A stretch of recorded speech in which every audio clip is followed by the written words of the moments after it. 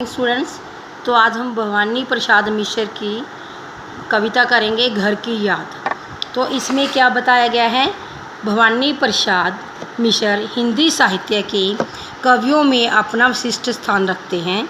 1942 ईस्वी में असहयोग आंदोलन में भाग लेने के कारण उन्हें अंग्रेजी सरकार द्वारा 3 वर्ष के कारावास की सज़ा दी गई थी। वहाँ कारावास में उन्होंने घर की याद कविता लिखी। यह कविता कवि की संपूर्ण भावपूर्ण काव्यात्मक अभिव्यक्ति है, जिसमें उन्होंने घर के प्रति लगाव तथा परिजनों की उभरती स्मृतियों की मार्मिक प्रस्तुति की है। तो हमारी जो पोइम है वो है पोइम आज पानी गिर रहा है, बहुत पानी गिर रहा है, रात भर गिरता रहा है, प्राण मन गिरता रहा है, बहुत पानी गिर रहा है, घर नज़र में तिर रहा है, घर की मुझसे दूर है जो, घर खुशी का पूर है जो। तिर रहा मीन तैर रहा, खुशी का पूर मीन खुशी से भरा। कवि कहते हैं आज बादलों से जो पानी है वो लगातार बरस रहा है, लगातार बहुत पानी बरस रहा है। आज जो वर्षा है वह पूरी रात हो रही है। जैसे वर्षा का पानी गिरता जा रहा है, वैसे वैसे कवि का हृदय और उसके प्राण घर की स्मृतियों से घिरते जा रही हैं। इस घनघोर वर्षा के समय में अपना घर कवि की आँखों में तैर रहा है, अर्थात उसे घर की जो यादें हैं उसकी आँखों में उभर आई हैं। वह घर जो कवि से बहुत दूर है, जिसमें संपूर्ण खुशियाँ समाई हुई हैं, आज वही घर इस वर्षा में रह रहकर कवि को याद आ रहा है। तो ये हमारा फर्स्ट स्टैंजा था। अब आगे सेकंड है, घर में 4 भाई, मायके में बहन आई बाप के घर, हाय रे परिताप के घर। परिताप में दुख। घर में सब जुड़े हैं, सबके इतने कब जुड़े हैं, 4 भाई 4 बहनें, बूझा भाई प्यार बहनें। कवि क्या कहता है कि घर को याद करता है कवि, तो परिजनों की स्मृति उभर आती है। कवि के घर में 4 भाई हैं। वह सोच रहा है कि मायके से बहन पिता के घर खुशियां बांटने के लिए आई होगी, परंतु वहां आकर जब उसे भाई के जेल में होने का समाचार मिला तो वह दुखी हुई होगी। सबको कवि के लिए व्यथित देखकर यही खुशियों से भरा घर उसके लिए दुखों का घर बन गया होगा।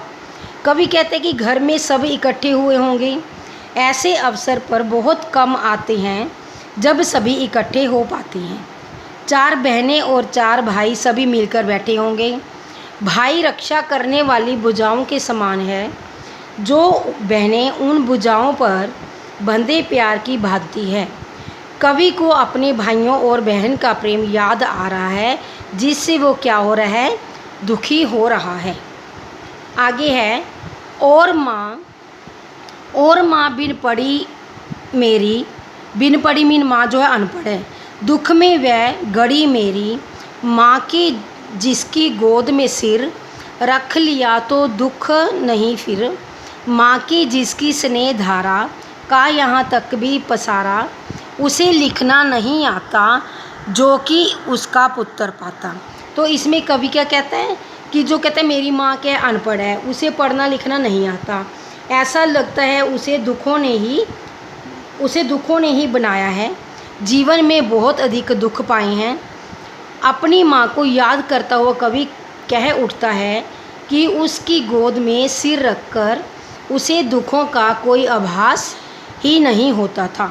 कहने का भाव है कि माँ की शांति देने वाली आनंद प्रियदायिनी गोद में कवि को सुख का अनुभव होता था, उसे दुख का पता ही नहीं चलता था।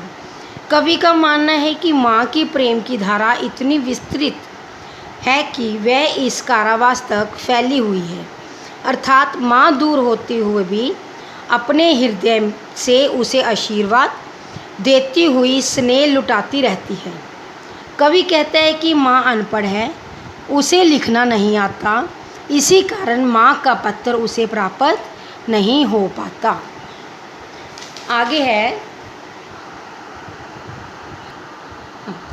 पिताजी जिनको बुढ़ापा एक क्षण भी नहीं व्यापा, जो अभी भी दौड़ जाए, जो अभी भी खिलखिलाए, मौत के आगे ना हिचके, शेर के आगे ना बिचके, बोल में बादल गरजता, काम में झंझा जरता। यानी कि व्यापा मीन व्यापत होना, यानी कि उनके अंदर महसूस होना। वो कहते हैं पिता की याद करता हुआ कवि कहता है कि उसके पिता में युवाओं जैसा उत्साह है, उन्हें एक क्षण के लिए भी कभी बुढ़ापे का अनुभव नहीं हुआ। युवाओं जैसी शक्ति उनके अंदर विद्यमान है, उनकी शक्ति और स्फूर्ति में कभी कोई कमी नहीं आई। वे बलशाली होने के कारण अभी भी खूब दौड़ लगा सकते हैं। वे युवकों की तरह खिलखिलाकर हंसते हैं।